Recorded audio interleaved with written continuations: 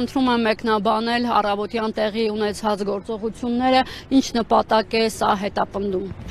Քաղաքական բռնաճնշումները հերթական փուլն է։ Քիչ առաջ նորից առիթ ունեցա ասելու, որ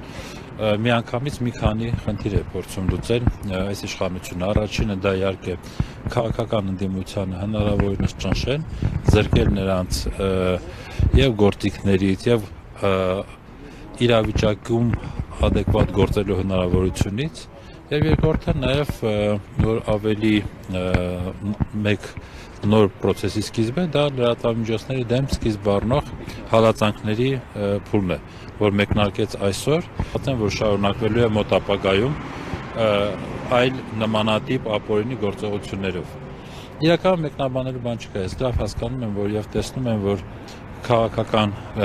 կռիվ է սկսվել եւ իշխանությունը ընդդիմությանը դիտարկում է որպես թշնամի, որպես ասենք լիկվիդացիայի ենթարկելու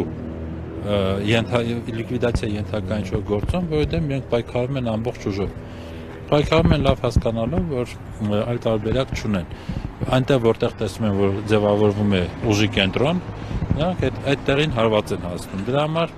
ինձ համար սա սպասելի էր, ավելին ասեմ, ես գրեթե համոզված էի, որ Վազգենի Սաղաթելյան եւ Նարեկին Սամսոնյան ձերբակալելու են դեռ մինչև նախագահի հետ հարցազրույցը ոդկասթը, բայց երևի թե ինչպես ամեն ինչն են մշտապես տապալում, այդ գործողությունն էլ չհասցրեցին ժամանակին անել, հիմա այսպես ասած իրենց սխալը շտկելու համար եւ իրենց շեֆի աչքին լավ երևալու համար առավոտյան նկարեցին այդ շոուն տղաների ձեռքերը ոլորելով, չգիտեմ ինչով եւ այլնով, հիմա շարունակվում է այս շոուն այս շենքում, որը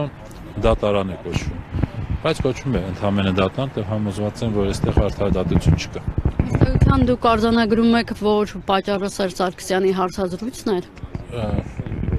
Առիթը պատճառը ընդդիմության դեմ պայքարն է։ Կոնկրետ Վազգենի եւ Նարեկի դեպքում պատճառները շատ էին, որովհետեւ տղաները հետեւողականորեն ամեն օր բացահայտում եւ ներկայացնում են այս իշխանության բոլոր թերացումները եւ ոչ միայն սովորական թերացումները, դավաճանությունը, նրանց օրինազանցությունները, նրանց քարոզչական թեզերն էին ներկայացնում եւ այսինքն իրենց ձերբակալելու, կալանավորելու, լռեցնելու պատճառներ իշխանությունները շատ ունեին, որովհետև տեսնում եմ, որ այստեղ իսկապես կար իրենց համար սպառնալիք, տեղեկատվական սպառնալիք, որտեվ այդ է ասում քիչ առաջ, ըստ էության երկուսով, լավ չասենք երկուսով, բայց անտիֆեյքի թիմով ամբողջությամբ իրեն կարողանում էին բառից բուն իմաստով բարոյազրկել ՔՊ-ի մի մեծ եւ ստվար զանգված։ Անում էին դա եւ Նիկոլին եւ այլ ճար չէր մնացել իր թիմակիցներին փրկելու համար գնալ այս ճանապարհով։ Եվ իշխանության կողմից այսօրվա վերաբերյալ այսպիսի կարծիքներ կային, որ սահմանադրության վայո յուրաքանչյուր ոք ազատ է իր կարծիքը արտահայտելու, սակայն տպավորություն է, որ այսպես այդ ազատ խոսքը վերածվում է ամենաթողության եւ հայհոյանքների, սպառնալիքների մակարդակի է հասնում։ Տեսեք ինչ տեղ ունեցավ կոնկրետ Վազգենի եւ Սամսոնյան Նարեկի դեպքում։ Ազգային ժողովի նախագահի պաշտոնը զբաղեցնող անձը վիրավորական արտահայտությունները հնչեցնում նրանց հասցեին, ըստ էության սադրելով, որպեսզի նրանք հնչեցնեն պատասխան վերաբերմունք։ Ես մշտապես ասել եմ, որ այդ լեքսիկոնին կողմ չեմ եղել երբեք։ Չեմ կարծում, որ հայհոյախոսությամբ կամ վիրավորանքներով եւ այլն կարելի է հարց լուծել, բայց նա սադրեց եւ հասավ իր նպատակին, դա արել էր հենց այդ նպատակով, որպեսզի լինի պատասխան, որին կհետեւի արդեն իրավապահ կոչվածների գործողությունները, այն ինչին որ մենք ականատես եղանք։ Դա մաքուր սադրանք էր եւ ըստ էության իշխանությունը քիչ առաջ ասում էի ոչնչացնելու սկզբունքով են գործում, դա դրա հերթական ապացույցներից մեկն էր։ Ամեն ինչ անեն, որպեսզի մարդիկ հայտնվեն կալանավայրերում։ Դա այդ էր խնդիրը դրված, ինչպես ասում է, ինչ մոտեցում ցուցաբերվեց իշխանության կողմից, համապատասխան արձագանք ստացվեց եւ զարգացումներն էլ հետագա էլի